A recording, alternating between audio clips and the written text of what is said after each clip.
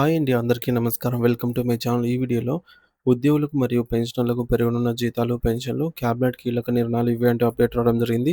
So, దీనికి సంబంధించిన పూర్తి వివరాలు ఈ వీడియోలో తెలుసుకుందాము. వీడియో అయితే ఎక్కడే కానీ స్కిప్ చేయకుండా ఎండ్ వరకు చూసేయండి. అప్పుడే ఇన్ఫర్మేషన్ పూర్తిగా అర్థమవుతుంది. అలాగే వీడియో చూస్తున్న ప్రతి ఒక్కరు వీడియోకి లైక్ చేయండి ఫ్రెండ్స్. ఈ వీడియోని తోటి ఉద్యోగ, పెన్షనర్ మిత్రులతో అయితే షేర్ చేయండి. కొత్తగా మన ఛానల్ చూస్తున్నవారు ఇంకా ఎవరైనా సబ్స్క్రైబ్ చేసుకోకపోతే వెంటనే మన ఛానల్‌ని సబ్స్క్రైబ్ చేసుకోండి. సబ్స్క్రైబ్ చేసుకోవడం వల్ల నేను చేసే ప్రతి ఒక్క వీడియో మీ వరకు రీచ్ అవుతుంది. ఇక ఆలస్యం చేయకుండా వివరాల్లోకైతే వెళ్ళిపోదాము. ఫ్రెండ్స్ ఇక విషయానికొచ్చినట్టయితే కేబినెట్ సమావేశంలో డీఏను 2% పెంచే నిర్ణయం తీసుకున్నారు. ఈ పెంపుతో కేంద్ర ప్రభుత్వ ఉద్యోగులు, పెన్షనర్ల జీతాలు మరియు పెన్షన్‌లయితే గణనీయంగా పెరుగుతాయి. డీఏ సవరణలు సాధారణంగా సీపీఐ ఆధారంగా సంవత్సరానికి 2 సార్లు జరుగుతాయి. ఆలస్యమైన ప్రకటనపై ఉద్యోగ సంఘాలు అసంతృప్తి వ్యక్తం చేసినప్పటికీ ఇప్పుడు స్పష్టత అయితే వచ్చింది.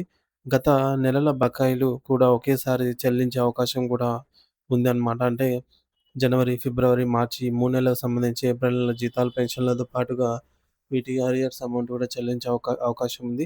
మహిళా రిజర్వేషన్ల బిల్లులపై కూడా ప్రధాని ప్రతిపక్షాలను విమర్శించారు.